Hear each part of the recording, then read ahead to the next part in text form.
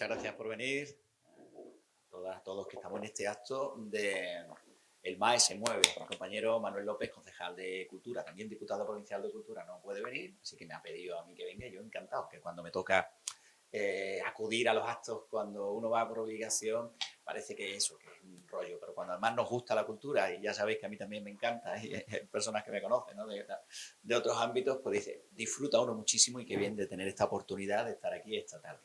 Es una actividad del Museo Andaluz de la Educación, ese museo que tenemos que estar orgullosísimos en nuestro pueblo, porque es referencia, se llama Andaluz, porque es el único que tenemos en Andalucía, el más grande. Creo que tenemos dos en España de este nivel y uno de ellos lo tenemos aquí en Málaga. Hace poco se ha cumplido el 5º aniversario, miles de usuarios, que si tenemos en cuenta el año de la pandemia, ese terrible 2020, pues no ha sido un éxito en todo este tiempo que hemos estado haciendo actividades. Como bien sabe aquí el amigo Mañas que está, bueno, son actividades que se hacen como esa de la ciencia al fresquito, que se hace con los niños en verano, o la exposición reciente que hemos tenido de la Málaga Industrial en el Centro Cultural Vicente Alexandre, en fin, tantas visitas que se hacen, de gestiones, de tantas cosas que tú dices, es un museo que sí que se mueve, ya ve que se mueve, ya ve que está vivo y lo que le queda. El 5º aniversario, como digo, ha sido hace poco, tenemos que estar de enhorabuena. Y hoy en esta actividad que tenemos también aquí en la biblioteca, pues tenemos a dos personas que, bueno, a Cristina Consuegra ya la conocemos de anteriores eventos. Me voy a poner un ladito, voy a marear de la cámara, bueno, voy a venir a este lado porque me gusta más veros desde aquí.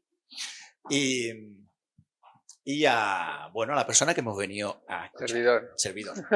Él no sabe que además, bueno, Vicente Garrido Genovés, ¿no? Que es Garrido, como tantos Garrido que tenemos en la Montón. Aquí tenemos una cosa, siempre tenemos una historia con los Garridos, siempre hemos tenido una vinculación muy especial, una familia que ha tenido mucha importancia en el municipio. Bueno, una anécdota. Y quizás lo más singular, o por qué venimos a escucharlo, pues ha escrito más de 30 libros. Le escuchaba una entrevista que le preguntaban cuántos y dicen, pues no lo sé exactamente. Y eso es muy bonito, eso dice mucho de él, porque cuando un autor escribe libros y si lleva la cuenta, parece que está presumiendo, ¿no? He escrito esto, he escrito lo otro, he escrito no sé qué. Hay casos algunos, hay algunos casos que van presumiendo mucho y lo importante es que los demás reconozcamos esa valía y por eso yo creo que estáis ustedes aquí para escucharlo. Cristina Consuegra la entrevistará, seguro que le saca esa información que queremos escuchar. Y tan solo terminar pues comentando, bueno, algo de su brevísimo currículum. No solo ha escrito ensayos, también ha escrito novelas negras, como no, de crímenes y demás. Ha colaborado con la policía, con mucho, como criminólogo, es decir, es doctor, es catedrático en la Universidad de Valencia y hoy nos presenta una novela que también la tienen allí a la venta para que la podamos, bueno, otro estudio, mejor dicho, no una novela, para que nos podamos llevar, que habla de los psicópatas escondidos, podríamos decir, ¿no? De los psicópatas... Camuflados, más bien camuflados, más que escondidos, ¿no? camuflados. Decía en otro sitio que te escuché, los psicópatas camaleónicos, ¿no? Esos que están por ahí. De luego da miedo cuando uno, seguro que empiecen a hablar.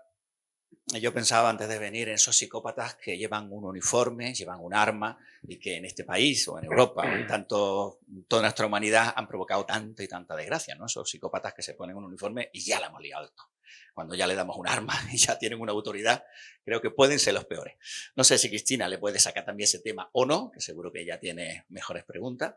Y como digo, hemos venido a escucharlo a él, así que un fuerte aplauso para los dos. Muchas gracias.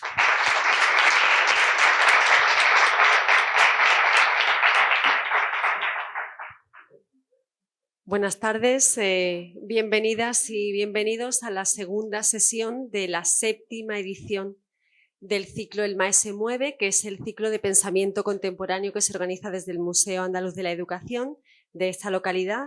Además, destacaba el concejal, y así hago un guiño, me adelanto un día, ya que mañana celebramos un día grande en Andalucía, el Día de la Bandera, el Día de la Autonomía, pues razón de más para destacar ese adjetivo. Muchísimas gracias al Ayuntamiento, a los compañeros del Museo Andaluz de la Educación. Como sabéis, cada edición del MAE se mueve lleva un lema sobre el cual gira el programa o los nombres propios que van pasando por este escenario de la Biblioteca Pública Antonio Garrido Moraga. Aprovecho también para dar las gracias a las compañeras, a Rosa y a Rocío y a Isa, que está también abajo, Este año hemos elegido los límites de la ficción. En la temporada primaveral pasaron por aquí Remedios Zafra, Alicia Asín y Margot Roth, tres expertas en tres ámbitos muy diferentes para pensar sobre los límites de la ficción en nuestra sociedad. Hace unos días pasó por aquí la científica Victoria de Andrés para hablar con nosotros y con nosotras sobre el sexo injusto, el ensayo que acaba de publicar a través de Tusquets, porque el sexo contado desde el punto de vista androcéntrico tiene mucho de ficción y demasiados límites. Y cuando desde Ariel me comunican que Vicente Garrido Genovés va a sacar El psicópata integrado, que es un nuevo ensayo, y te lanzas a la lectura rigurosa, audaz y profundamente interesante, sobre todo cuando la vinculas con lo que nos está pasando, que es lo que señalaba el concejal.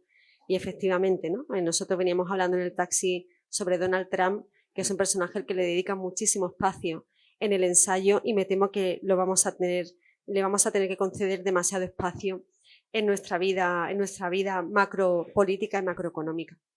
Pero como llegaremos a Donald Trump, y por no adelantar las desgracias, pues para seguir presentando correctamente a Vicente Garrido, en este ensayo él, además de explicar de manera muy detallada, muy rigurosa y muy audaz, insisto, el comportamiento de los psicópatas integrados en el ámbito familiar, en el ámbito de las empresas y en el ámbito público, en el ámbito de la política.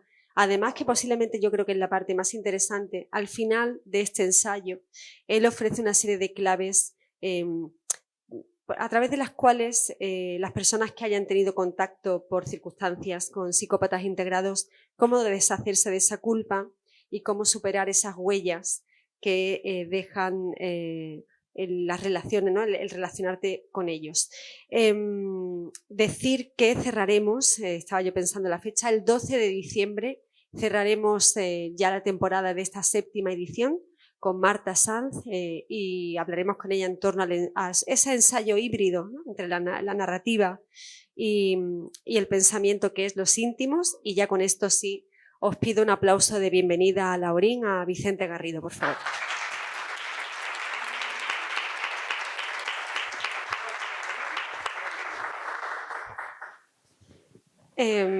Bueno, buenas tardes. Buenas tardes, Cristina. Antes que nada, agradecerte a ti, tu gentileza, al haber leído el libro. Sé que lo has leído con mucho interés y lo has reseñado. Perdón. Y, por supuesto, a los responsables del Museo de Educación Andaluz, la biblioteca y, en fin, todos los que habéis tenido la amabilidad de invitarme. Estoy muy contento. O sea, vamos a ver si podemos decir cosas interesantes, ¿no? Seguro. Bueno, yo quiero comenzar la conversación con algo que además ya te pregunté en otra entrevista, pero porque a mí me parece muy interesante situar ese punto de partida, sobre todo porque en este presente en el que estamos decidiendo que parte de la información que recibimos a diario y que afecta además a las personas que somos y a cómo decidimos comportarnos unos con otras con unos, ¿no?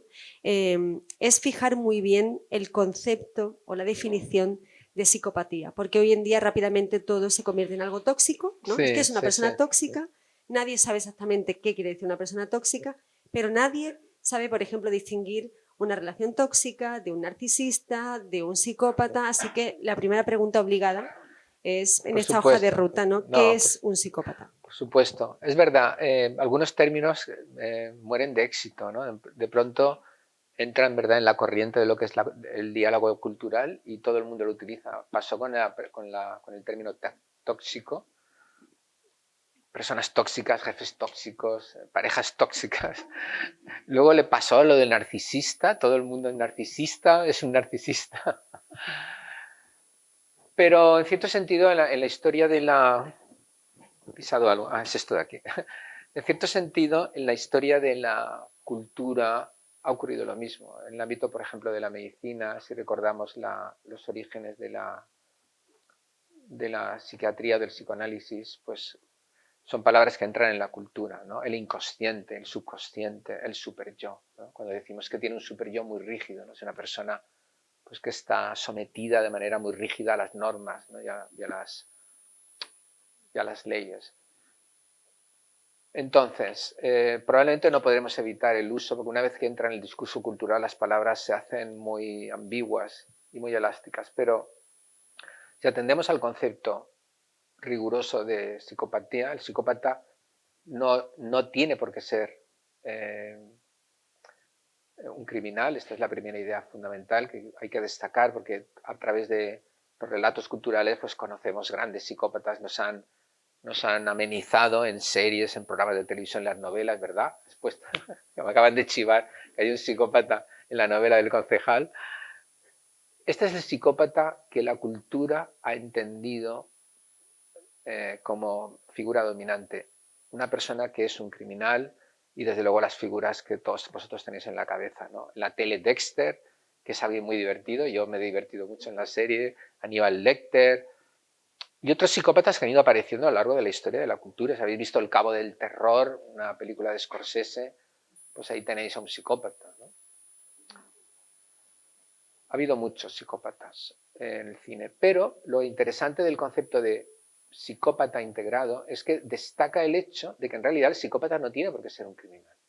En la definición del psicópata, en la definición rigurosa, científica, no tiene por qué ser un criminal. Porque lo que le caracteriza son tres conjuntos, digamos, de síntomas o de rasgos, muy sintéticamente. Por una parte, es una persona, cuando estamos hablando del psicópata pleno, es una persona narcisista. Tiene un gran sentido de autovalía, se cree superior a los demás.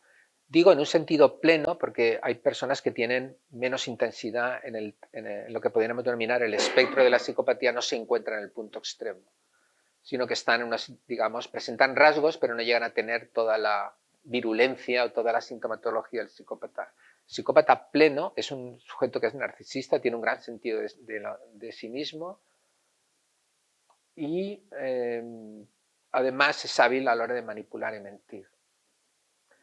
En segundo lugar, es alguien que tiene una desconexión básica con el ser humano, no se ha producido una integración de lo que es la afectividad, aquello que nos vincula con los otros, las emociones morales, a esto le llamamos emociones morales, la compasión, el sentido de la lealtad, la justicia, la responsabilidad, la piedad. Todo eso son cualidades morales que permiten ir tejiendo la convivencia de las personas con las familias, con los amigos, con los barrios, con los pueblos, con los países. Sin afectos reales, nuestra vida sería impensable. El psicópata, por diferentes razones, no ha hecho esa conexión afectiva. Y es una persona, entonces, que vive encerrado en su mundo, en su idea de lo que aquello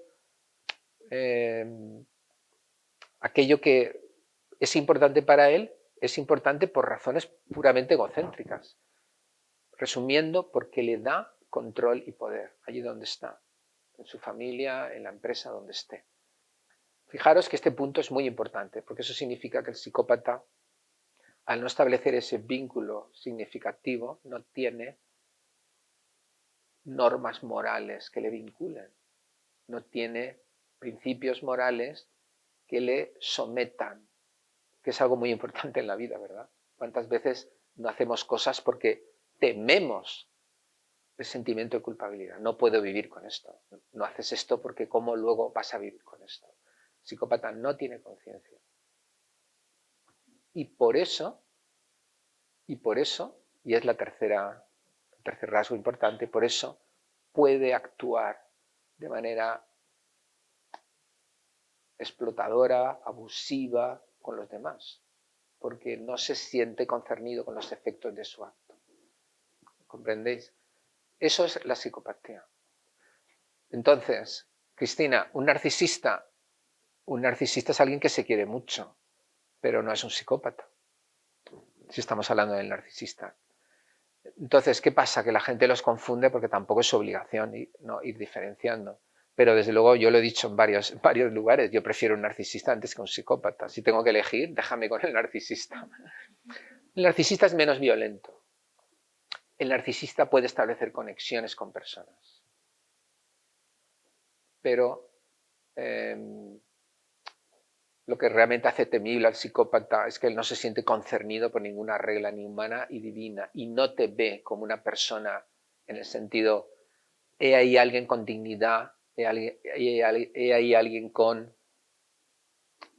intereses, pensamientos y sentimientos comunes con los míos, con los que yo me puedo identificar. No, él te ve como un elemento, un medio para conseguir un fin.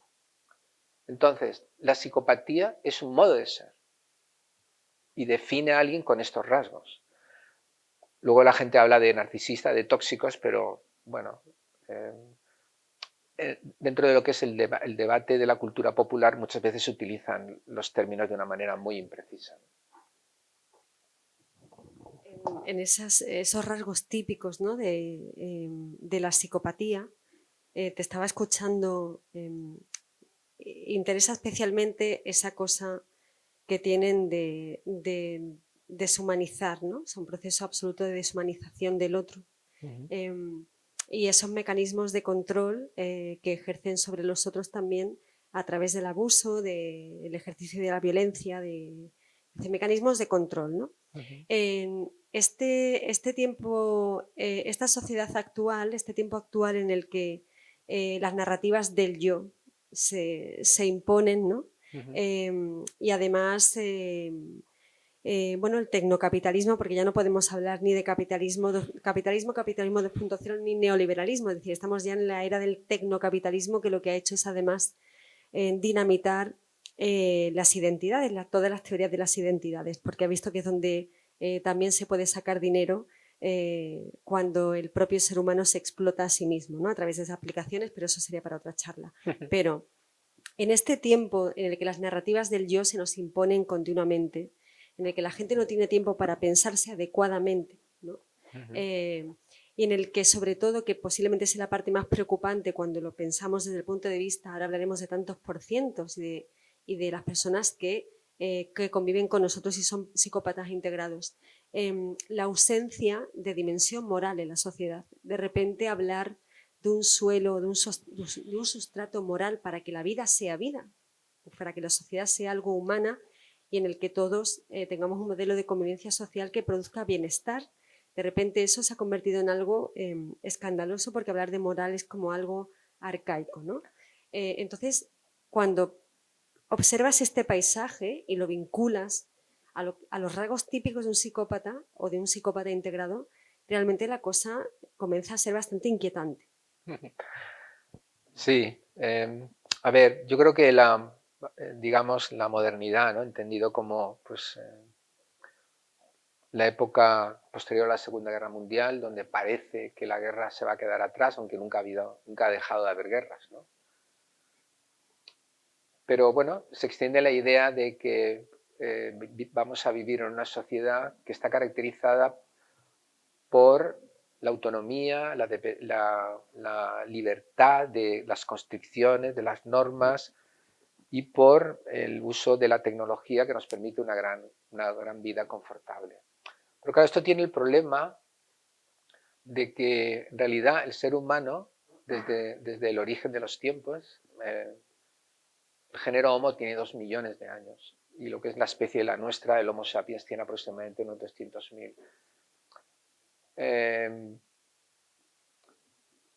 Yo creo que se ha cometido el error de no recordar que el ser humano necesita de establecer lazos fuertes y sólidos para tener una vida desde el punto de vista emocional y psicológica significativa, ¿no? La idea que Cristina antes ha comentado el último capítulo, ahí donde explico mucho la importancia de una vida con sentido, una vida con propósitos, una vida que vale la pena vivirse, ¿no? Y el ser humano está, entre comillas, obligado a vivir una vida con sentido, con propósito, con significado, o a pagarlo. Pagarlo en términos de depresión, en términos de enfermedades físicas, en términos de comportamiento violento, autodestructivo, consumo de drogas, consumo de alcohol, etc. Yo creo que a través de este neoliberalismo, etc., creo que la propia evolución del mercado llegó a la conclusión de que el ser humano podía ser feliz simplemente consumiendo y teniendo, entre comillas, más opciones a la hora de utilizar su tiempo libre, que en la práctica luego al final te das cuenta que eres esclavo de un montón de cosas, ¿no? Al mismo tiempo que se ha producido esto, se ha producido una quiebra de los núcleos. Estoy hablando desde finales del siglo, desde finales de la Segunda Guerra Mundial hasta ahora. Se ha producido, como sabéis, una enorme emigración a las grandes ciudades, se ha producido un despoblamiento muy grande, no solo en España, en todo el mundo. Y, en definitiva, el ser humano está muy, muy desarraigado, mucho más de lo que estaba hace 30, 40 años. Y cuando el ser humano pierde el sentido de la comunidad, pierde el sentido de yo formo parte de algo con lo que todos los días me nutro emocionalmente, con algo que me satisface, con algo en el que puedo depositar mi confianza.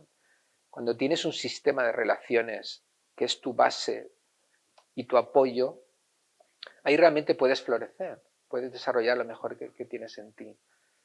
Claro, toda la evolución que hemos visto hasta ahora, por desgracia, sobre todo en estos últimos años, nos indica que, de alguna manera, el ser humano cada vez está más solo. Hay una epidemia de soledad, hay una epidemia de aislamiento. No hace falta estar al día de todas las noticias para darse cuenta que, por ejemplo, el año pasado, vosotros sabéis que batimos nuestro récord de suicidio. Por vez primera, el año pasado, cruzamos los 4.000. Los 4.000 suicidios. Nunca habíamos pasado la frontera de los 4.000, que es un montón de gente, ¿eh? Son más de 10 al día. Lo digo porque está muy bien, ¿no? Alarmarnos del número, pues, de gente que muere asesinada y todo eso, pero son cifras que palidecen si tú lo comparas con el homicidio. La depresión, la gente cada vez vive más sola, más aislada. Y cuando el tejido social se hace quebradizo, significa que las personas tienen menos fortaleza espiritual y moral para enfrentarse a la vida. Y ese es el caldo de cultivo del psicópata. El psicópata que vive de la mentira y de la apariencia, lo último que desea es gente que se sienta detrás de un proyecto, que se sienta concernida con unas normas, con unos valores, y porque él vive de dividir a los demás, él vive de buscar acólitos que le orienten a conseguir aquello que él pretende, ¿no? Entonces, yo creo que un mal, efectivamente, de la cultura actual, contemporánea, 2.0, o como tecnocapitalista, como antes le ha llamado Cristina, esta es una época muy buena para los psicópatas, porque además ni en sus sueños podrían imaginar todo lo que les ha dado el mundo de Internet. Bueno, yo creo que este es el regalo que esperaban al levantarse, que lo hubiera dejado Papá Noel en la chimenea. O sea, el mundo de Internet, yo sé que no podemos vivir sin él, ni yo ni Cristina, que vamos todo el día. Hoy me he pasado todo el día en el hotel, en el ordenador, y ella, pues su trabajo está continuamente, ¿no? O sea, está claro, yo no soy anti-Internet para nada, pero está claro que es un invento que lo ha cargado el diablo para los psicópatas. Todo lo de las redes sociales, ¡buah! Los foros, todo eso es extraordinario para los psicópatas.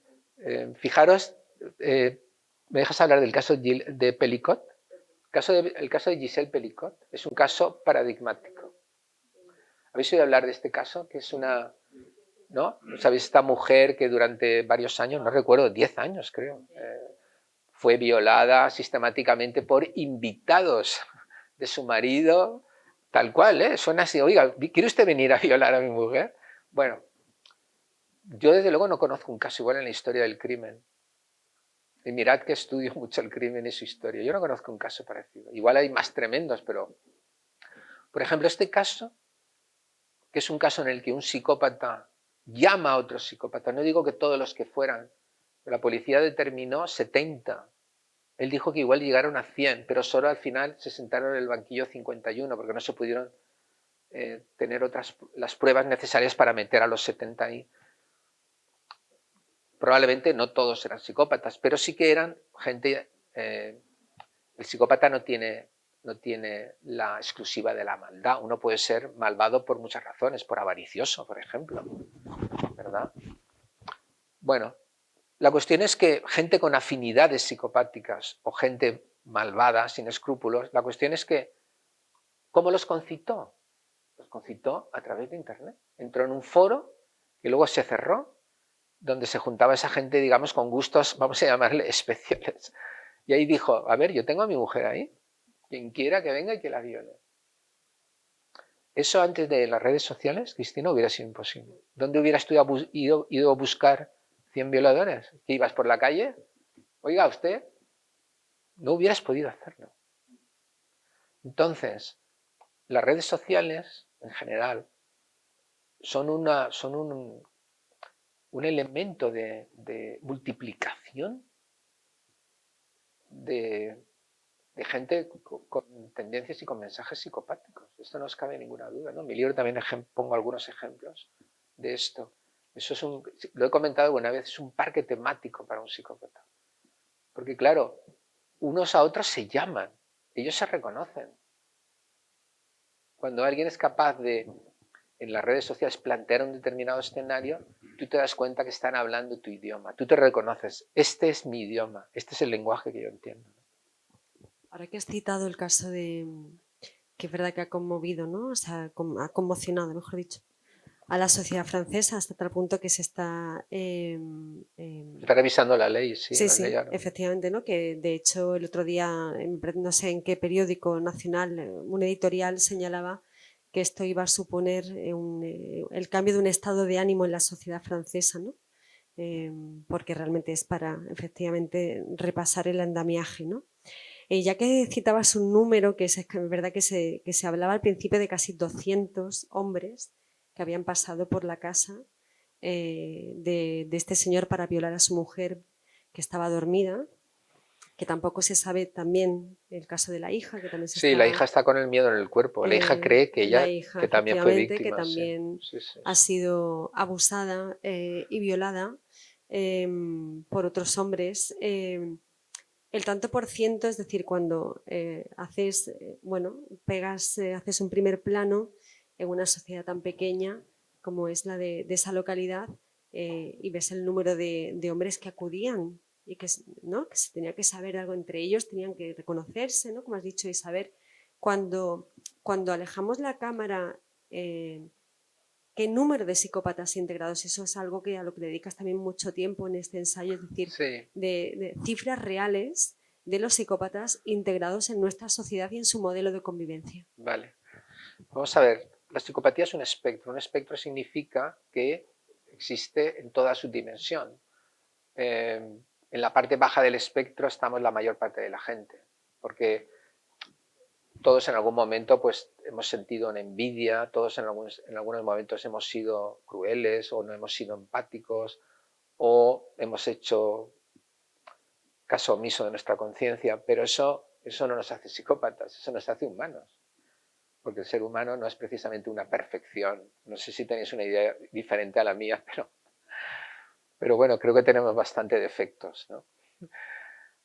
Entonces, digamos que en la parte baja del espectro está la inmensa mayoría de la gente. Luego hay un porcentaje que es difícil medir, que probablemente podría estar en la parte media del espectro. Es decir, que tienen algunos rasgos, pero no llegan a tener la condición, no les podríamos denominar psicópatas. Y luego en la parte alta del espectro tendríamos aproximadamente un 5%, que sería gente que tendría una gran parte de esos rasgos, aunque quizá no en toda su plena intensidad. Y luego habría un 1% que yo, bromeando, porque a mí me gusta un poco bromear para quitarle hierro a esto, le llamo los psicópatas premium, ¿no? Es decir, que es el 1% que recibe, digamos, la estrellita de usted se lo ha ganado, ¿no?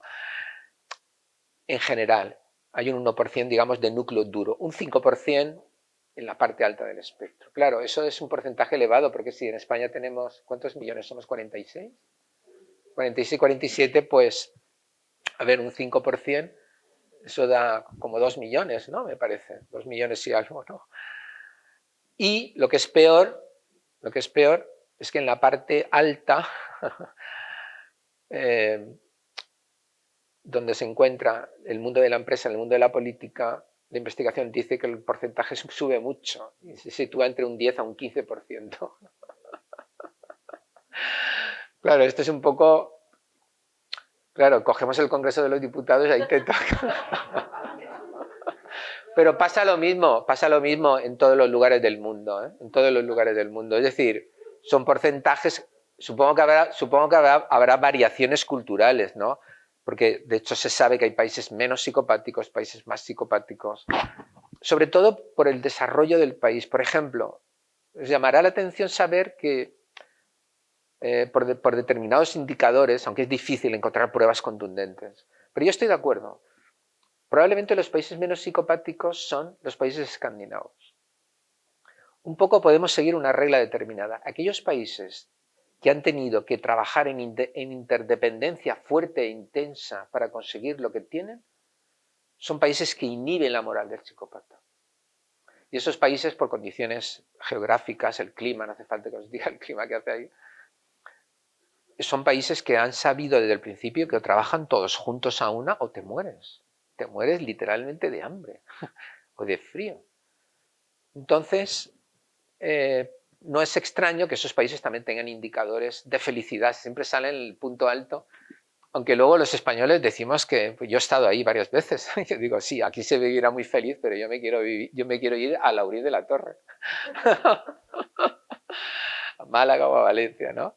Pero bueno, bromas al margen, porque aquí hay componentes un poco culturales, ¿no? Pero en términos de calidad de vida está claro que los países escandinavos, en cierto sentido, han conseguido el sueño de la democracia, ¿no? La democracia social, donde todos pagamos mucho, pero todos recibimos mucho. Por el contrario, los países más individualistas, más fieros, más competitivos son los que tienen los mayores psicópatas. Estados Unidos, Rusia.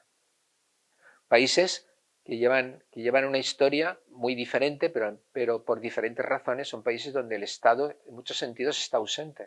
En Estados Unidos ya sabes que uno de los grandes temas de campaña ha sido si la gente debería tener o no protección para todos de salud mental o de sanidad. Por eso, como veis tantas veces en las películas, cuando alguien recibe un trabajo, una oferta le dice, y le damos seguro, le ponemos un buen seguro y dice, ah, sí, el seguro es muy importante, y tan importante como que si no te mueres, ¿no? Rusia ha sido por otras razones, probablemente Rusia es un país donde realmente es que nunca han conocido la democracia, ¿no? Desde Iván el Terrible, y ya imaginad el apodo que tiene, desde Iván el Terrible. Hasta la actualidad es un país que la verdad es que ha tenido mala suerte, ¿no? Ha vivido siempre bajo señores feudales, tiranos, luego los zares, que os voy a contar, ¿no? 300 años de dinastía de los zares, y ahora lo que le ha tocado Putin, ¿no? Por eso te digo que hay razones culturales muy importantes, ¿no? Entonces, los países solidarios son los países donde hay menos psicopatía. No podemos tener la seguridad porque tampoco podemos medir, ¿no? La psicopatía no es algo que se pueda medir tan fácilmente, pero lo sabemos por los psicópatas que están encarcelados, porque estos están identificados. En Estados Unidos, un 25% de los encarcelados son psicópatas, porque se ha estudiado. En los países nórdicos, un 2%. En España no se ha hecho el estudio, pero yo desde luego menos que un 25%, ¿no? En términos de la gente que está en la cárcel. Vamos a ir ya hablando sobre cada uno de los ámbitos en los que el psicópata integrado despliega todo su encanto, ¿no? Por seguir aquello del sentido del humor. Entre comillas. Por eso. Vamos a empezar por el ámbito personal, el ámbito privado, el ámbito afectivo, ¿no? El de la familia, o no necesariamente solamente el seno familiar, ¿no? Sí, no, las relaciones afectivas. En las relaciones ¿no? afectivas, que es donde posiblemente el daño sea más hondo y más complejo sea de salir adelante, ¿no? En este capítulo en el que vas detallando pues, esa experiencia del dolor al que someten, ¿no? Las víctimas, cómo detectan los puntos débiles, ¿no? La vulnerabilidad del otro, cómo eso es una fuente de alimentación, ¿no? Y de estudio y de análisis para seguir ejerciendo ese mal sobre las personas que tienen enfrente, con las que conviven en ocasiones. Pero a mí hay una parte muy interesante que es donde además haces el contrapunto de conceder luz, ¿no? o de conceder esa cosa que al final haces de enfatizar que de aquí se puede salir y se puede detectar, ¿no? A los psicópatas integrados, que es cuando hablas del tema de la intuición, ¿no? Hablas de una voz que siempre está ahí y que en cierto modo siempre alerta de que ese equilibrio que debe producirse entre dos personas pues no se logra, ¿no? Y el tema de los hijos, también voy a aprovechar así para adelantarte otra, es el tema de los jóvenes, o sea, cómo podemos en el ámbito familiar prevenirlos ante la presencia y el avance, según el caldo de cultivo que hemos mencionado antes, de estos psicópatas. Muy bien. Pues sí, me está pasando con este libro, Cristina, algo muy llamativo, ¿no? Mucha gente me dice, mira, lo he leído y lo he regalado, se lo he regalado a mis hijos. ¿No? Me llama la atención, mucha gente lo ha leído, aparte de que me han dicho que se lee muy bien, muchas gracias, que es, digamos, divertido de leer. O sea, no es un libro pesado, no hace falta... Es ameno, divertido. Es verdad, no he elegido bien.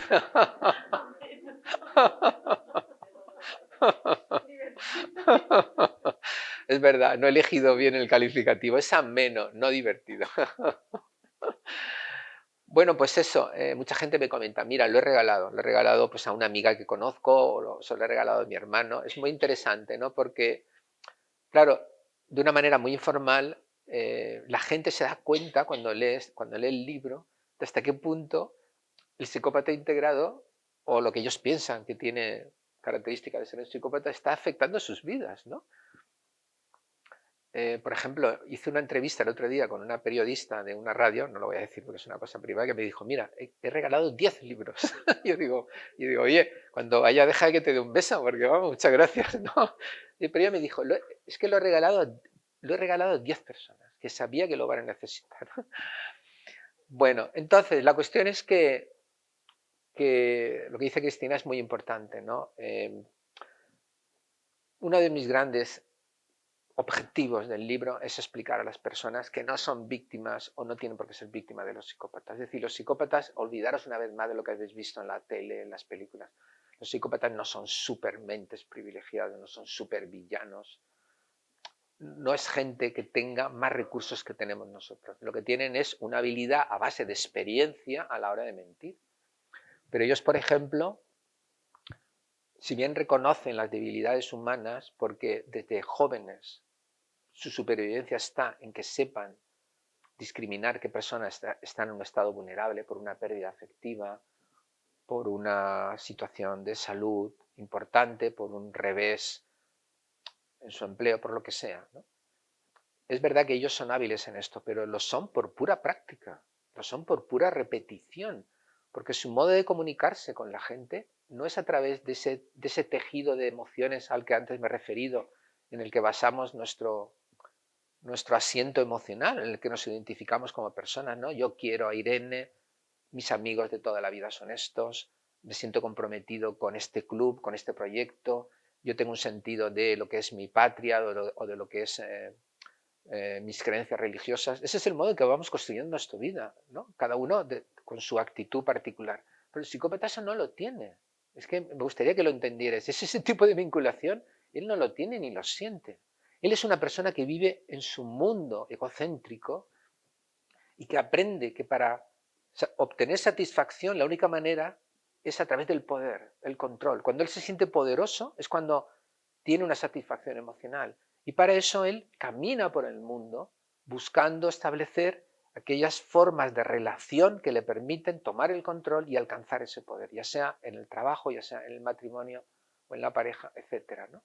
Pero yo lo que os digo es, todos tenemos un sistema antipsicópatas incorporado desde el origen del Homo sapiens, porque ya en el Homo sapiens, ya en las tribus de cazadores, recolectores, seguro que habéis visto los documentales de la 2. Hay como 30 documentales de cazadores, recolectores.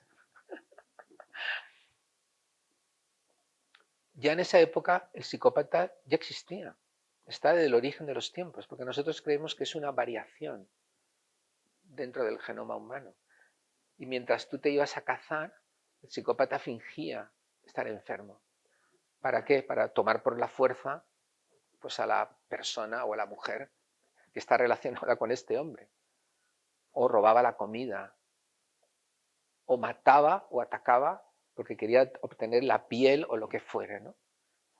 Y ya desde los tiempos prehistóricos, y eso lo sabemos por estudios antropológicos de tribus no contactadas. No contactadas significa que han permanecido al margen de la evolución cultural.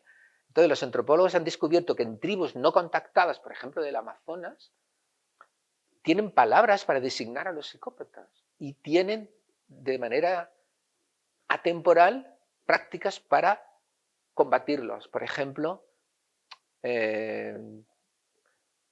humillación pública en actos públicos, el extrañamiento o incluso el homicidio, los matan.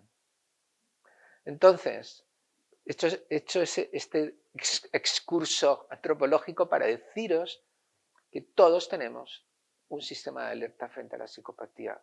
Y yo lo he aprendido porque las personas a las que he estado investigando y entrevistando en varios lugares del mundo y durante cerca de 40 años, yo he abierto mis archivos para contaros algunos de los casos más interesantes o más ilustrativos, me han ido comentando sus experiencias. Y eso y mis conocimientos en psicología y en criminología me han llevado a plantear la idea de que todos tenemos un sistema de vigilancia frente a los psicópatas, que no sabemos que los tenemos. La primera parte del sistema es, desde luego, darse cuenta de que ese problema existe. Es decir, la psicopatía no es algo que se han inventado los guionistas de Hollywood para que aparezca Aníbal Lecter como un personaje interesante. La psicopatía existe. ¿Sabéis este viejo refrán español que dice que el mejor truco del diablo, ¿sabéis cuál es? Convencer a la gente de que no existe. Pues un poco el psicópata viene a decir lo mismo. El mejor truco del psicópata consiste en decir, no, esto solo lo ves en las películas. No, eso no lo ves en las películas. Eso es real.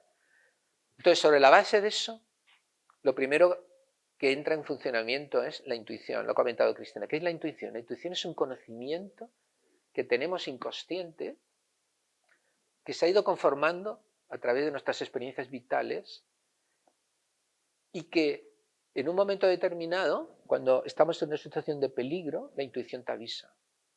Hablando del tema nuestro, ¿verdad? Porque la intuición la puedes ejercer en otros ámbitos. Por ejemplo, en el libro pongo ejemplos muy interesantes que hay sobre el uso de la intuición por parte de diferentes profesionales, por ejemplo, médicos. Se sabe que hay médicos que viéndote... ¿Habéis visto la serie House?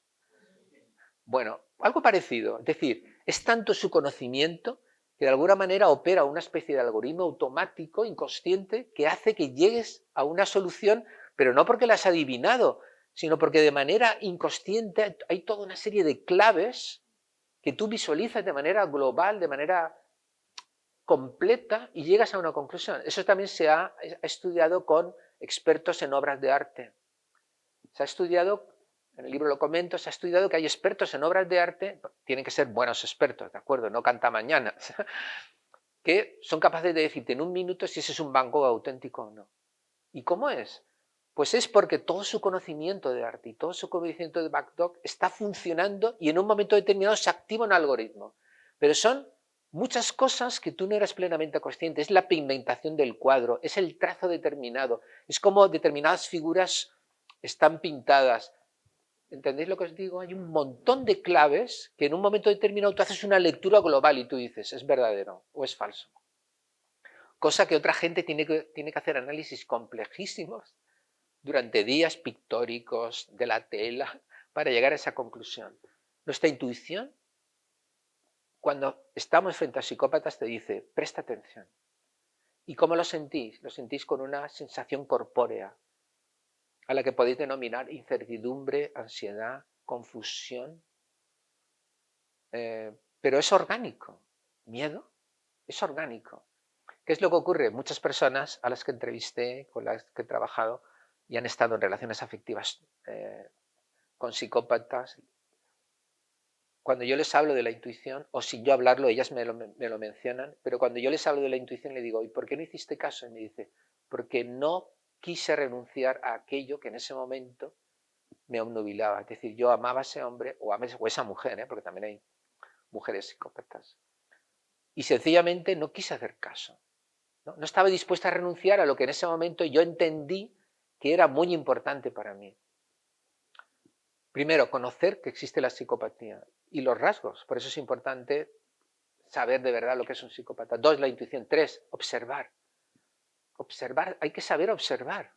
Es muy importante. Muchas veces miramos, pero no observamos. Muchas veces observamos solo aquello que queremos ver.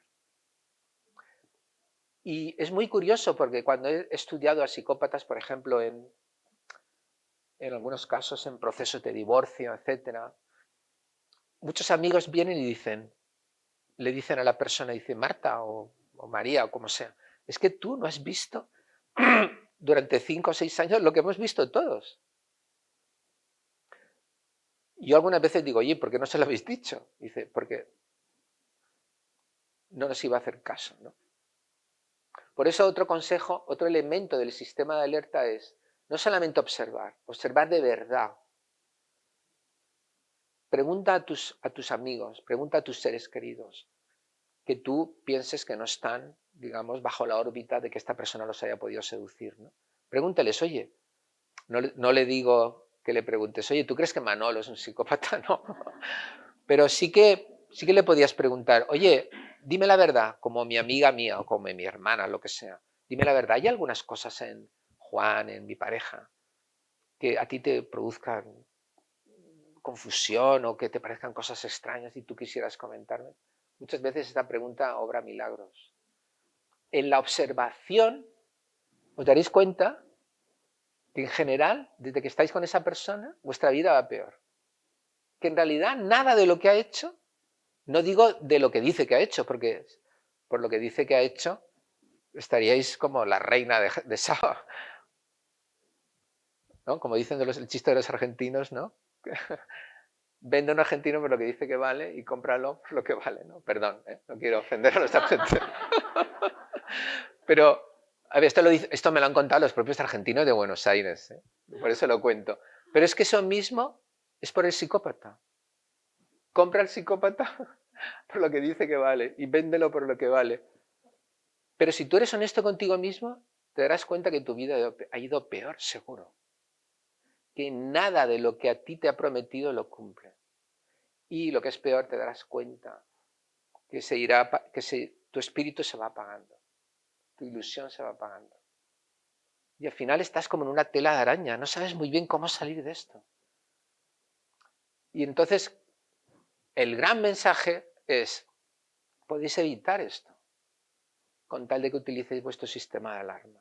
Intuición, observación. También muy importante, preguntar a personas de confianza. El último apartado sería el autodiálogo, ¿no? Lo he dejado implícito. De verdad, hay que tener coraje. Yo se lo entiendo. Hay que tener coraje para quedarte contigo a solas y decir, vamos a ver, he estado viviendo una mentira, me he equivocado, no he tomado decisiones que realmente me han perjudicado, mi vida va a algún lado. Mirad, os podría contar tantos ejemplos. En el libro pongo varios ejemplos, pero por ejemplo... En el libro pones uno que es, una de las mujeres que dice que el amor, que la relación de amor era mentira. ¿Cómo es esa frase? Que incluso cuando llegaba a la casa no era un hogar porque ese hogar lo había inventado ella, ¿no? Que ella se había inventado el propio amor porque... Sí, eso lo escribe ella misma. Sí. Ella se lo había inventado porque no lo tenía, ¿no? Sí. No lo tenía. Pero mirad, hace poco, la semana pasada, eso no está en el libro tiene 2 meses, la semana pasada, la mujer está casada con uno, ¿vale? Yo no he hablado con ella, pero he hablado con gente de su familia. Y un poco lo que ella está diciendo es, mirad, no me digáis nada, porque mientras yo no me sienta directamente amenazada, yo no quiero, no me voy a enfrentar a esto, ¿no? No me voy a enfrentar a esto, no tienes valor para enfrentarte a esto. Es una decisión que hay que tomar. Entonces hace falta coraje. Por eso hablo del coraje. ¿Te acuerdas, Cristina, en el libro del coraje? Es que si tú no tienes coraje, tú vives la mentira. A ver, hay gente que prefiere vivir una vida de mentira y no tener coraje. Yo no juzgo a nadie, ¿eh? Cada uno vive de la mejor manera que puede.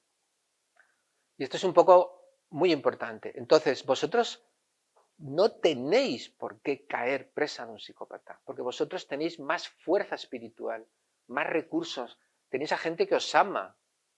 Y esto es muy importante para salir ¿no? O sea, no se trata de alguien todopoderoso, todo lo contrario, es un ser miserable, es un ser cobarde. Solo se tiene a sí mismo y a la gente a la que puede dominar. Pero vosotros tenéis gente que os quiere. Sois personas con valores. Eso es un arma mucho más grande que la que tiene el psicópata. Vamos a ir ahora al ámbito de la política,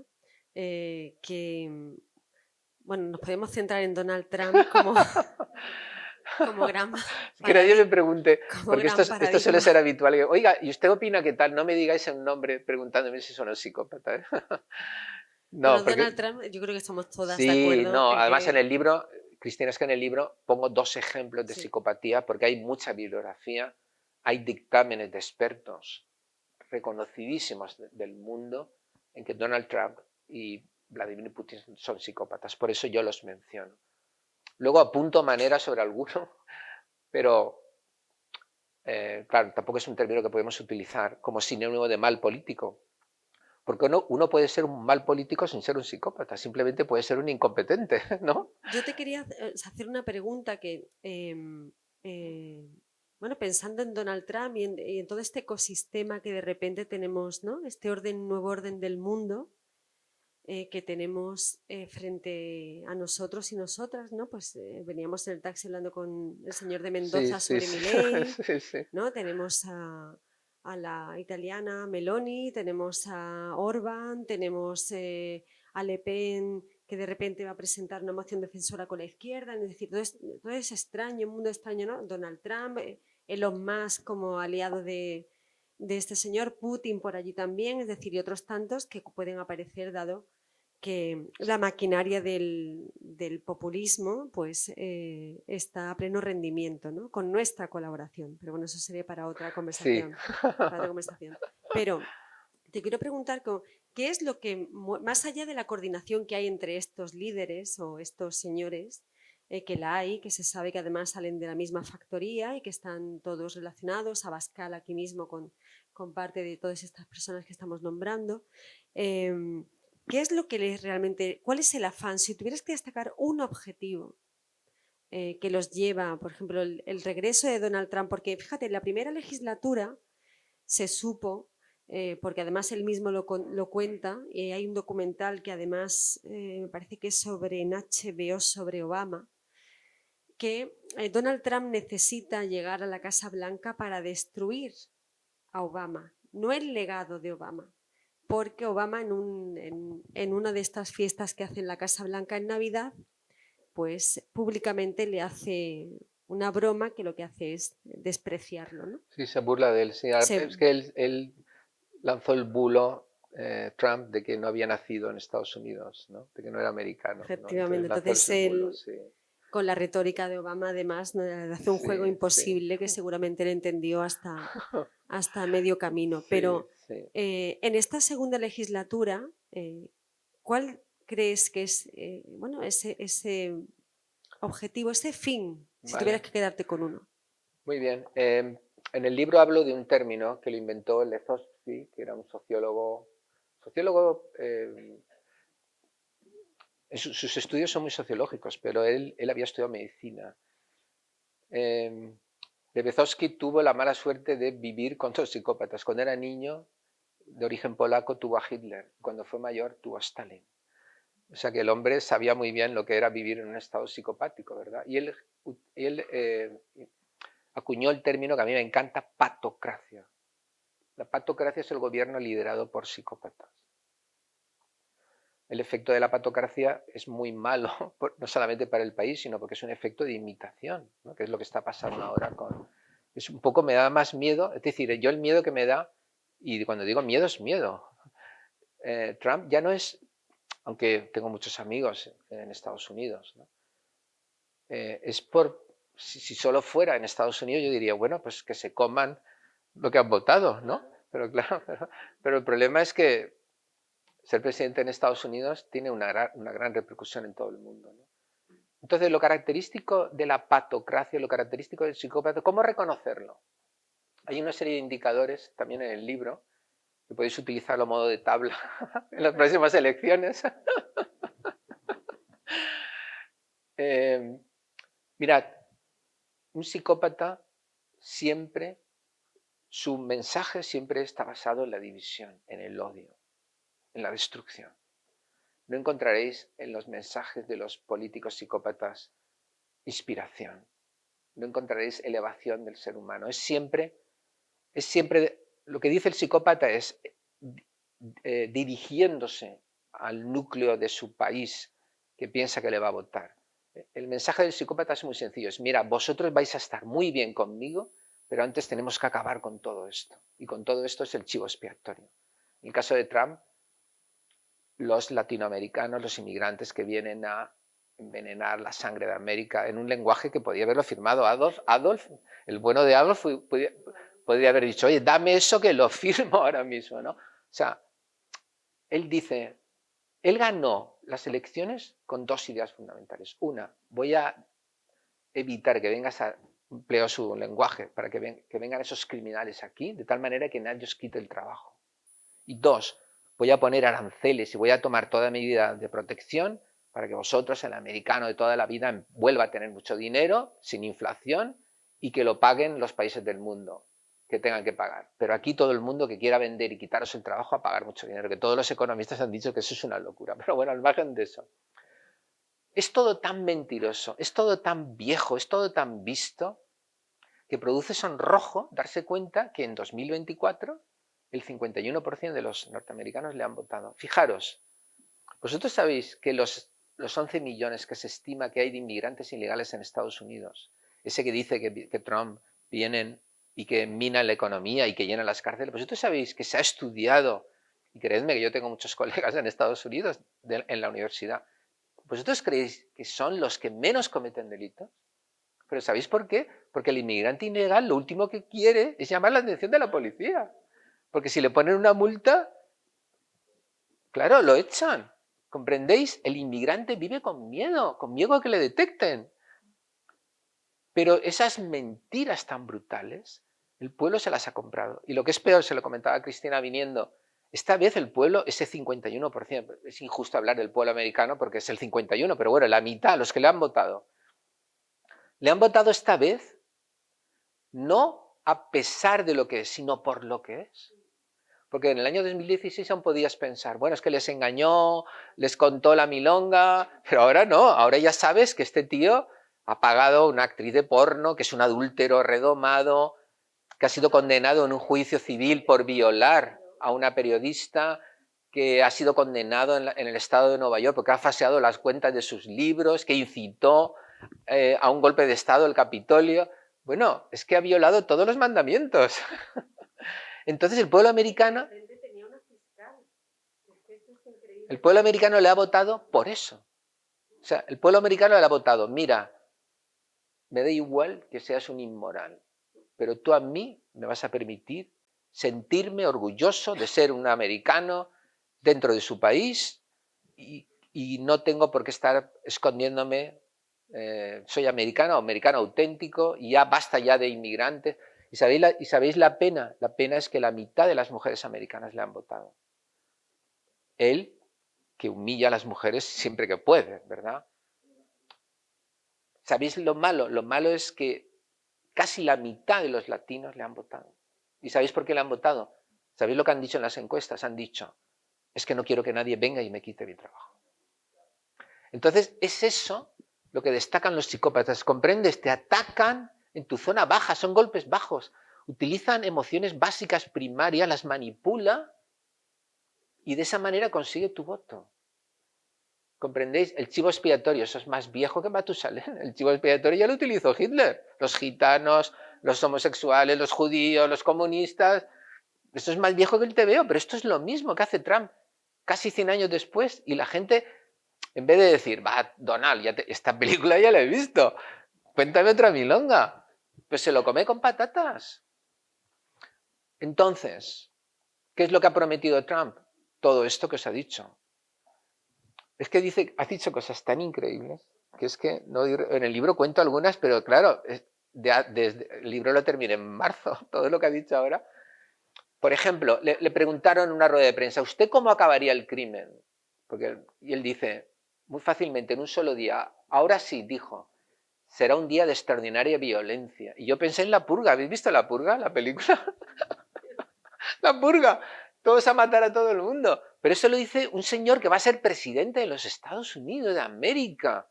La tierra de Abraham Lincoln, de Jefferson. Entonces, ¿qué es lo que quiere? Todo psicópata lo que quiere es el poder. No os quepa ninguna duda, el poder. Ya sea en la familia, en la empresa, en la política. Él lo que quiere es el poder. Y además, ahora está muy cabreado, ¿eh? Está muy cabreado porque en estos 4 años han ido a por él desde el punto de vista judicial, lógicamente. Estamos hablando de una persona que ha violado un montón de leyes y ha prometido venganza. Ha prometido venganza. Y lo vamos a ver. Cuando salió Trump, publiqué en un artículo en un periódico de la Comunidad Valenciana donde colaboro en las provincias, publiqué una columna que terminaba con la siguiente frase: vamos a ver cosas durante estos 4 años que no sospechábamos que íbamos a poder ver. Y no creo que me esté equivocando a juzgar por las personas que están nombrando para ocupar los diferentes ministerios, ¿no? Vamos ahora al plano de las empresas, al ámbito de las empresas. En este tiempo de corporaciones, ¿no? Ya no siquiera nos vamos a meter en el ámbito de las corporaciones tecnológicas porque ahí yo creo que todos, ahí no se libra ni uno solo. O sea, es que es un campo que promete tanto. Claro. Bezos, es decir, absolutamente todos tienen rasgos psicopáticos, pero yo te quería preguntar, pensando en este capítulo, en cómo cuentas sobre la complejidad de que, por ejemplo, tu jefe sea un psicópata, ¿no? En el tipo de políticas de convivencia que se tienen que generar en las empresas para que ayude a los empleados a detectar, ¿no?, al psicópata integrado, las consecuencias también de un comportamiento psicopático en las empresas. Pero a lo que voy, ¿qué puede resultar más agresivo para las personas que conviven en el ámbito de las empresas con un psicópata? ¿El que sea un igual, un compañero, el que tiene rasgos psicopáticos, o el que sea el jefe? A ver, sin duda hay una regla, y es cuanto más poder sea el psicópata, peor. Eso es evidente. Entonces, de nuevo, bromeando un poco, si tienes que elegir entre tu jefe y tu compañero, elige tu compañero, ¿no? Porque es peor, el jefe es peor. Hay un tema muy importante, Cristina, en relación con esto, y es cuando tú has comentado un poco también, un cita ironía, ¿no?, las tecnológicas. O sea, ¿por qué las tecnológicas hay tanto psicópata metido? Mirad, los psicópatas van a aquellos lugares donde se les presenta las mejores oportunidades con el mínimo esfuerzo, ¿comprendéis? Por eso las empresas, las grandes empresas y las políticas son campos abonados para los psicópatas, porque son campos, entendedme, la inmensa mayoría de los políticos, sobre todo si hablamos a nivel local, cuanto más arriba nos vamos, peor. Pero si hablamos a nivel local, es evidente, y Cristina los ha conocido también, una gran mayoría de políticos hacen lo que pueden, ¿no? Y es un trabajo muchas veces sin ganar dinero. Yo tengo varios amigos alcaldes que no cobran, ¿no? Pero claro, ¿por qué les atrae esto a los psicópatas? Mirad, porque son lugares donde se promete un gran beneficio, entre comillas, con un escaso esfuerzo. En la política, y esa es una de las cuestiones, Cristina, si te acuerdas, que yo insisto y digo, oye, ¿por qué no ponemos filtros? Porque al fin y al cabo te dejas llevar porque alguien parece muy magnético, y eso, claro, a un partido político que está pensado para vencer al otro le resulta muy atractivo, pero eso estás metiendo al enemigo en tu casa, porque al final te va a devorar por dentro y te va a comer. Estás vendiendo tu partido por un plato de lentejas, porque al final el psicópata no te dice, oh, muchas gracias por haberme dejado aquí. Si es necesario, él se cargará el partido, si tiene que elegir, ¿no? Entonces, en muy poco tiempo puedes llegar a un puesto muy alto y puedes tener mucho poder. Eso para un psicópata es lo mejor, porque los psicópatas odian el esfuerzo sostenido, lo cual no significa que no haya psicópatas que no sean capaces de trabajar.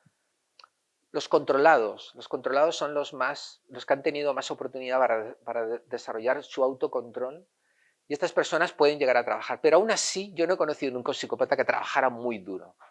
No.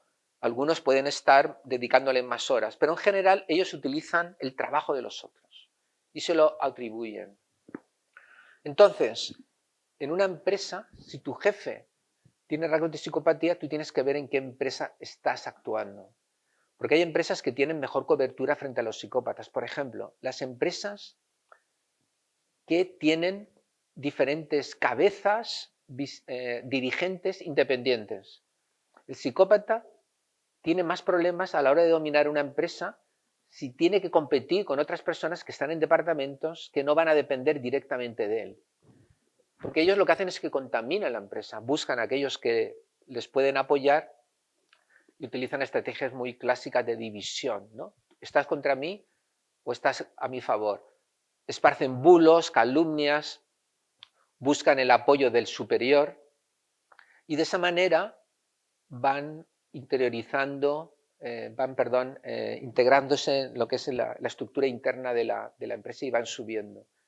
Si una empresa tiene muchas, por así decirlo, zonas aisladas, es más complicado porque cada zona aislada tiene sus propios jefes. ¿Sabéis a lo que me refiero? Departamentos que están jerárquicamente divididos. De ahí tienen más problemas. Entonces, mi consejo siempre para una persona que tiene un jefe psicópata son 3 cosas. Primero, mira a ver qué personas, al menos de un rango igual al psicópata, son para ti los más equilibrados, los más objetivos, aquellas personas que pueden aquilatar mejor la situación. E intenta explicar cuál es el problema que tú tienes, intenta explicar la situación. En segundo lugar, intenta obtener pruebas, testimonios, registros, porque en ocasiones el psicópata roba, defrauda, miente. Intenta obtener pruebas. Recuerdo que en un caso en el que estuve trabajando, no aparece en el libro, hizo algo tan básico como grabó una conversación. Una conversación que tenéis que oírla. Terrible, el jefe, incluyendo aspectos personales muy, muy duros. Nadie en una empresa seria puede decir lo que dijo. Esa grabación fue providencial para que lo echaran. Y luego, en tercer lugar, no te desesperes. Busca en tus iguales gente que haya sido excluida por el psicópata y ten fuerza, porque habrá un grupo de personas que serán sus fieles incondicionales, pero habrá otro grupo de personas de espíritu libre que sabrá oponérsele. Y esas son las 3 recomendaciones que doy para alguien si tiene un jefe psicópata. Pero para la empresa en general, transparencia, reglas muy claras y no crear un clima psicopático, que significa huir de las empresas donde la competitividad y el dinero lo es todo. Esas empresas modelo años 80, del boom, que fue cuando empezó el boom, este modelo hoy en día se sabe que es un desastre. Hoy en día hay estudios muy, muy sólidos que prueban que las empresas que son moralmente justas, que cuidan el componente moral, el componente de las relaciones personales, son mucho más satisfactorias y productivas. Hay investigación muy sólida sobre esto. Pero por desgracia, todavía el modelo psicopático todavía tiene muchos defensores, ¿no? ¿Y por qué las tecnológicas son tan...? Porque las tecnológicas te prometen en nada convertirte en multimillonarios. Bueno, y porque no hay manera de regularlas. Exacto. Y luego porque el mundo este es un caos total, sí. Es una jungla, ¿no? Donde los estados sudan muchísimo para... Claro, porque ¿qué son? Son globales, son... Sí, ¿dónde está la casa madre? ¿Dónde está? Efectivamente. Es muy complicado echarles un lazo, sí. Bueno, estamos ya llegando al final. Como intuyo que va a haber bastante firma, aprovecho para dar las gracias a los compañeros de Más que Papel, que vienen siempre a ponernos el punto de venta. No sé si tenéis un par de preguntas para Vicente. Pues sí, pues por aquí, en primer lugar. Pues 3, 4, vale. 5, vale, pues a ver cómo... 6 preguntas. Bueno, vamos por orden de fila, que si no, voy a pasar el micro. En primer lugar, muchas gracias por haber venido a estar con nosotros este rato y por habernos hecho pasar un tiempo tan agradable. Divertido. Me dicen que me la acerque. ¿Ha sido divertido o no ha sido divertido? Sí, ha sido divertido, ¿te das cuenta? No, ha sido muy agradable. Cristina me ha criticado antes que el libro no era divertido. Yo espero que si escribe como habla sea también muy agradable. Yo tengo 2 preguntas y un comentario. No sé si me dan tiempo para tanto. Primera pregunta, ¿el psicópata nace o se hace? Sí, el psicópata tiene una vulnerabilidad en su estructura biológica, ¿no? Pensamos que pasa lo mismo con, por ejemplo, con la esquizofrenia. La esquizofrenia sabemos que tiene un componente heredado, lo cual no significa que todo dependa de la herencia. En el caso de la psicopatía hay un componente heredado, pero eso no significa que estén destinados ni que haya un gen. Porque luego el ambiente es importante. Por ejemplo, sabemos, porque hay muchos estudios, que si tú coges a una persona que es vulnerable frente a la psicopatía y creas un ambiente que compense esos rasgos, digamos, de falta de empatía, de violencia, etcétera, entonces puedes corregir mucho de su comportamiento. No lo vas a hacer el ser humano más increíble del mundo, pero puedes compensar, ¿no? Hay un componente heredado. ¿Y sabemos ya a estas alturas qué zona neurológica es la que falla? No, hay estudios donde se habla de lo que se llama el sistema límbico, ¿no? Que tiene que ver con el centro del cerebro, el cerebro emocional, la amígdala. Hay estudios que también señalan la importancia del lóbulo prefrontal, en concreto determinadas zonas. Probablemente esas zonas están afectadas, pero no tenemos todavía marcadores. Por ejemplo, en el Alzheimer hay marcadores biológicos. A ti te hacen análisis y si sale el marcador, te ha tocado, tienes Alzheimer. Con la psicopatía todavía no podemos decir No se eso. sabe. Probablemente tiene que ver con efectivamente, como tú comentas, con la conformación del cerebro, porque el cerebro lo es todo en el ser humano, ¿no? Pero todavía no hay marcas biológicas. Probablemente tiene que ver con el lóbulo prefrontal y con el cerebro, lo que se llama el cerebro emocional, que es el sistema límbico. Ha contestado a mi segunda pregunta, que era la parte neurológica. Y luego Bueno, un comentario muy breve que no sé si encaja aquí. Recuerdo que cuando estaba este político italiano, Berlusconi. Berlusconi, gracias, porque la memoria no me daba para tanto, le preguntaron a un italiano que por qué votaban a Berlusconi y contestó que es que todos querían ser Berlusconi. Esa fue la Mira, justificación. Berlusconi es un ejemplo que pongo de probable psicópata. Berlusconi, psicópata impulsivo. Berlusconi, todos querían, a ver, porque era un modelo de éxito. Era un modelo de éxito, claro. Y además con la gracia esta que tienen los italianos, ¿no? Pero realmente Donald Trump tampoco es un modelo de éxito, porque Donald Trump es rico porque su padre era rico y le dio dinero. Pero el estado real de sus finanzas no parece que sea muy bueno, ¿eh? No parece que sea muy bueno. Pero bueno, es verdad que, o sea, yo creo que lo fundamental es que él ha ido al pueblo americano, le ha dicho, oye, basta ya de ser segundones, basta ya de toda esta filosofía moderna, de que los homosexuales se casen, de que la gente aborte cuando quiera, ya está bien de que los chinos vengan a tocaros las narices, ya está bien de que las élites vivan estupendamente y que vosotros no lleguéis a fin de mes. Yo esto lo arreglo ya, porque el psicópata te da la solución rápida y es fácil. El crimen, un día de extraordinaria violencia. Ahí te has quedado, ¿sabes? Entonces, hay un 51% que ha dicho, vale, tío, te lo compro. Me da igual quién seas, ¿no? Y yo creo que es algo muy antiguo, pero que resulta todavía muy, muy útil, muy fructífero, ¿verdad? ¿Para qué sirve la historia? Pues aparentemente para poco. Hola, muchas gracias por haber venido y por darnos esta charla tan interesante. Yo la pregunta creo que ya me la has respondido, pero quisiera matizar. Entonces, un psicópata es una patología no demostrable, ¿no? La psicopatía. Eso es. Buf, el comentario es muy complicado. Porque claro, la pregunta Que tengo es, otra. bueno, pero esta ya es muy difícil, ¿eh? Sí, Te lo adelanto. sí. Dila fácil. La fácil es que si te has encontrado alguna vez con un psicópata y cómo has hecho para deshacerte de él. ¿Cómo he hecho para deshacerme de él? Claro, para que no te afecte y no te haga daño. Bueno, es que ¿sabe lo que pasa? Que cuando tú lo conoces, hasta que él no tenga poder sobre ti, no tiene importancia. Entonces yo felizmente a todos los que he conocido los he evitado, simplemente evitándolos. O sea, el poder del psicópata lo tiene cuando tiene poder sobre ti. yo felizmente los he identificado antes y entonces no han ejercido ningún poder sobre mí. La primera pregunta, la patología. Vamos a ver.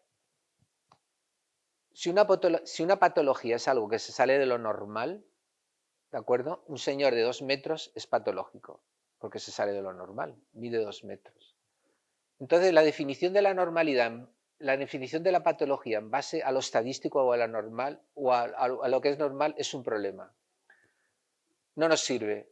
Lo patológico es aquello que funciona mal, y si funciona mal, ¿hasta qué punto funciona mal? Dicho de otra manera, es verdad que el psicópata no tiene el mismo cerebro que tú, pero la pregunta importante es, ¿puede evitar hacer lo que hace? Y el psicópata lo hace, puede evitarlo. Lo que pasa es que como no tiene moral, no tiene ningún aliciente.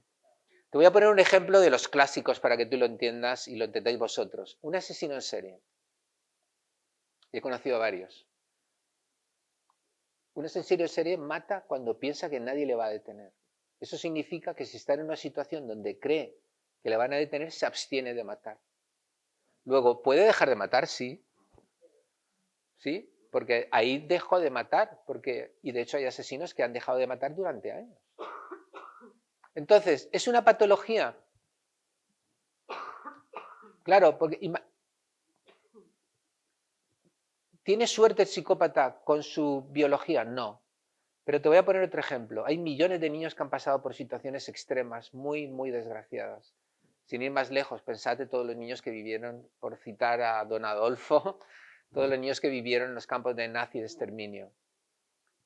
Esos niños, algunos desde luego tuvieron secuelas toda su vida, pero esos niños podrían, cuando son adultos, dirigirse al mundo y decir, si cometen delitos, a mí no me juzguéis como a los demás, porque yo viví 3 años en un campo de concentración viendo cómo la gente era maltratada, quemada, yo he perdido a todos mis padres. A mí no me podéis aplicar la ley como cualquier otro. Pero claro, la pregunta no es, ¿tú realmente tuviste esos infortunios gravísimos en tu infancia? Sino, ¿tú tenías capacidad para evitar hacer el mal que hiciste? Y este niño que ha vivido esa situación tan terrible en Auschwitz diría, sí, yo pude elegir no hacerlo. Los psicópatas pueden elegir no hacerlo. ¿Les resulta a ellos más difícil que a otros? Quizás sí. Porque claro, si no han desarrollado una conexión básica, pero a pesar de todo pueden elegir no quiero hacerlo. Como le resulta más difícil a un niño que ha vivido en esas situaciones florecer en una adultez, digamos, plena. Gracias. Muchas gracias. Placer, un placer. ¿Pero ves cómo la pregunta era difícil? Buenas tardes. Usted ha dicho antes que la televisión, el cine, la literatura, y aquí somos muchos del club de lectura, que estamos en una biblioteca, ha sublimado en cierta manera a los psicópatas a través de los asesinos en serie, que no todos psicópatas eran asesinos en serie. O supervillanos, no hace falta que sean asesinos en serie, sí. Bien. Vale. Porque, por ejemplo, se ha visto que siempre en América es donde más asesinos en serie hay, que es mentira, porque no es donde más, los asesinos americanos no son los que más gente han matado. Y me estoy hablando, por ejemplo, de Garavito en Colombia, o de Chikatilo en Rusia, o de muchos más. Por no hablar, bueno, no llegamos a ese nivel aquí, pero Roma Santa y Alfredo García. No, hombre, pero en España no vamos a presumir asesinos en serie, ¿no? Pero hemos tenido, y los tenemos. Hombre, claro que hemos tenido, claro. A ver, lo hay. a ver, en España hay de todo, por favor. Como buen país que somos. Entonces, la pregunta es, ¿podría usted distinguir, para que nos enteremos más y mejor todos, entre los psicópatas y los sociópatas? Ah, sí, esa pregunta no es difícil. Son sinónimos. La mayor parte de la gente los utiliza como sinónimos. Y de manera más técnica, utilizamos el término sociopatía para dar a entender que esa persona ha generado una compulsión para matar o un comportamiento psicopático por el ambiente. Es decir, esa persona no tiene un componente hereditario. Te pongo un ejemplo que es muy habitual. ¿Os acordáis en Sierra Leona hace unos años cuando los niños eran secuestrados en las aldeas y les mandaban matar a los otros? Esos niños se han convertido en sociópatas, porque ya me dirás tú, un niño de 7 años va cortando brazos por ahí, pero es evidente que ha sido forzado por la situación ambiental. No son psicópatas reales, son sociópatas, y por eso son más recuperables, porque esa gente no ha perdido la conexión de poder tener gente a la que vincularse de verdad. Esa gente, si no hubiera vivido esa situación, no hubiera actuado de esa manera. Pero muchas veces, en general, se utilizan como sinónimos. ¿Por allí? Sí. Yo tenía dos preguntas. Perdón, ¿quién me habla? Porque no lo veo. Ah, disculpe. Vale, ya te veo. Tenía dos preguntas. Y la primera es que si hay algo que pueda darle la vuelta a la motivación hacia el poder o el control que tiene el psicópata o simplemente es imposible. Y la segunda sería cómo luchar para actuar en contra de la psicopatía si cada vez la sociedad se sume más en una laissez-faire. Vale, la primera pregunta es no. La motivación del psicópata siempre es esa. Lo que se puede corregir o intentar controlar es los medios que utilizan para eso. Muchas veces cuando he hablado con familias, ¿no?, donde tienen familiares con psicopatía, les he dicho, mirad, no busquéis convertirlo en una persona maravillosa, intentar que llegue a la siguiente conclusión moral. No voy a hacer esto que es negativo, violento, no voy a hacer esto, no porque me sienta mal, sino porque no me conviene. Es lo que llamo el altruismo egoísta, ¿no?, que parece que es una unión, es un oxímoron, ¿no?, que es una contradicción. Eso sí que lo podemos lograr. No podemos cambiar su motivación. Su motivación siempre será tener el control allí donde esté. Pero sí que podemos hacer que él utilice métodos menos violentos o métodos socialmente, digamos, adecuados. Eso lo podemos hacer. Por ejemplo, en algunos otros casos en los que he trabajado, hemos utilizado con mucho éxito habilidades especiales que tenía el joven con psicopatía para sentirse adulado. Por ejemplo, era muy bueno en deportes de riesgo. O alguno era muy bueno en informática. Si logramos que los jóvenes sean satisfechos en su narcisismo y en su capacidad de controlar a los demás, desarrollando virtudes, o mejor dicho, habilidades que no son negativas para los otros, eso es una manera de canalizar su comportamiento violento. ¿Y la segunda pregunta? Lo de la sociedad. Bueno, es algo que antes me ha preguntado Cristina, pero que yo realmente no he contestado. En el último capítulo del libro, que yo creo que es el más importante de todos, planteo la importancia de proteger a nuestros hijos de los psicópatas y cómo se logra proteger a los niños de los psicópatas. Yo creo que es el mejor mecanismo de la prevención. Sencillamente desarrollando en ellos aquellas capacidades que caracterizan a los niños resilientes. Los niños resilientes son niños que han superado situaciones de una gran adversidad y han llegado a florecer como adultos plenos. Lo que nos han enseñado los niños resilientes son tres cosas. Uno, han necesitado vínculos reales con personas que han servido de modelos positivos. Dos, por diferentes razones han creído en su capacidad de actuar de manera efectiva en el mundo. Cada uno a su nivel, aprendiendo, desarrollando una actividad propia a su edad. Es decir, han ido creciendo, creyendo en sí mismos. Y en tercer lugar, han encontrado un modo de vivir con propósito y con sentido. Han encontrado una misión en su vida. Algo que justifica, que les ha orientado en un progreso continuo hacia adelante. Porque la felicidad, han descubierto los niños resilientes, no se encuentra en el resultado, sino en el proceso. La felicidad no se experimenta cuando se obtiene la recompensa, sino en el esfuerzo que lleva a la recompensa. Cuando hemos logrado algo, por ejemplo, este libro, he estado muy contento. Qué bien, vale, estoy contento. Pero ya estoy igual de feliz que antes de siquiera pensar el libro. Porque lo que te hace feliz es enfrentarte a los diferentes obstáculos que te pone la vida en tu camino hacia una vida con propósito. Mira, te pongo un ejemplo. Consigues salir con alguien que te encanta, con Tomás, con María, con quien sea. Estás súper feliz, eres el hombre, la mujer más feliz del mundo, pero ya tienes un nuevo problema. ¿Cómo vas a conservar ese amor? ¿Cómo vas a actuar para que no te diga, eres un bluff? ¿Te das cuenta? Has solucionado el problema. La persona que querías ha aceptado una cita. ¡Wow! ¿Quién no recuerda esos momentos de felicidad plena? Bueno, estoy mirando a mi quinta, no sé si se acuerdan. ¿Os acordáis o no? Pero ya tienes un nuevo problema. ¿Dónde lo vas a llevar? ¿O dónde lo vas a llevar? ¿Cómo te vas a vestir? ¿Cómo vas a actuar para que no piense que digas, pero esto es tonto y no me había dado cuenta? Bromeando. La vida es una sucesión de problemas que sabes enfrentarte y obtener satisfacción de ir superándolos. Esa es la felicidad. Si educamos a nuestros niños en la tontería, ay, que no se enteren de esto, uy, esto les va, que no se ofendan, la cultura de la cancelación, que yo la odio, si los sobreprotegemos, los haremos presas fáciles de los psicópatas, porque no habremos forjado su carácter. Y entonces cualquier cantamañanas que les ofrezca solución a sus problemas existenciales, para él será una persona a seguir. Los niños tienen que aprender que la vida, el hecho de vivir conlleva incertidumbre. Los seres humanos, ya lo decían los existencialistas, Martin Buber, Kierkegaard, los seres humanos somos arrojados al mundo, somos arrojados a la vida. La incertidumbre define nuestra vida. Los niños tienen que aprender a tolerar la incertidumbre, tienen que aprender a tolerar que la vida consiste en ir apostando a través de una serie de lecciones sobre el tipo de vida que tú quieres vivir, el sufrimiento y el esfuerzo. La vida es sufrimiento y esfuerzo. Y si no lo aprenden por las buenas, lo aprenderán por las malas. ¿Verdad? Salvo que seas hijo de Trump.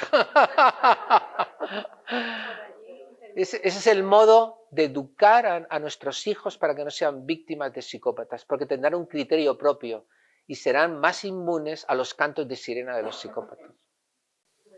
Hola. Hola. Fantástica la exposición, la verdad que el tema de la psicopatía es un tema que está en boga en todos los ámbitos. Y bueno, personalmente yo tuve un problema con mi hija que un niño psicópata la acosó y ella casi pierde el instituto y tuvo problemas. El niño, la familia, va por muchos ámbitos. El tema es la prevención, porque estoy viendo que generalmente las herramientas las tenemos nosotros, pero nosotros no estamos muchas veces capacitados de enfrentar ese tipo de personas. ¿Hay alguna forma preventiva si se detecta una persona en el trabajo psicópata? Eso No. Legalmente, y después, lo último, una vez que está detectado psicópata, ¿tiene algún tipo de cura? No sé, No, yo lo que recomiendo a la gente que tiene experiencias con psicópatas es que se la quiten cuanto antes de en medio de su vida.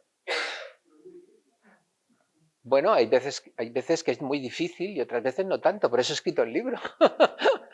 Estoy explicando qué es lo que tienes que hacer, ¿no? Primero identificarlo y luego, si estás viviendo con un psicópata, qué es lo que tienes que hacer. Pero claro, es que depende, es una pregunta que no se puede contestar en general. Es como si alguien me preguntara, oye, imagina que yo fuera experto en oncología, ¿cómo prevenir el cáncer? Pues yo qué sé, ¿de qué cáncer me estás hablando? ¿El cáncer de esófago, el cáncer de piel? Hay 1000 maneras, hay muchos tipos de cáncer, ¿no? Entonces esa pregunta en general no se puede contestar. Ahora bien, es evidente que si algunos casos incluyen comportamientos definidos como delictivos, como por ejemplo el bullying, el acoso escolar, en teoría hay una serie de mecanismos que deben de funcionar. Y si el niño, como consecuencia de la edad, porque claro, también depende de la edad que tiene, pero si tiene edad para responder frente a juez de menores, si hay rasgos de psicopatía, los juzgados deberían valorarlo y deberían saber que este niño tiene ese tipo de rasgos. Entonces, también hay que confiar que los diferentes profesionales sepan mirar y sepan valorar a las personas que tienen delante, ¿no? Pero en general, la mejor manera de prevenir la psicopatía, si tú me preguntas en general, por parte de las personas y por parte de las instituciones, es siendo consciente que una persona con psicopatía no añade nada al mundo, no ayuda en ningún tipo de relación, no ayuda en la empresa, no ayuda en la política, y deberíamos establecer filtros en nuestra vida personal, en nuestra vida empresarial, en nuestra vida política, porque esa gente nos come por dentro. Y eso es, como se dice en otro refrán español, esto es comida para hoy y hambre para mañana. Entonces, esto es lo importante, ¿verdad?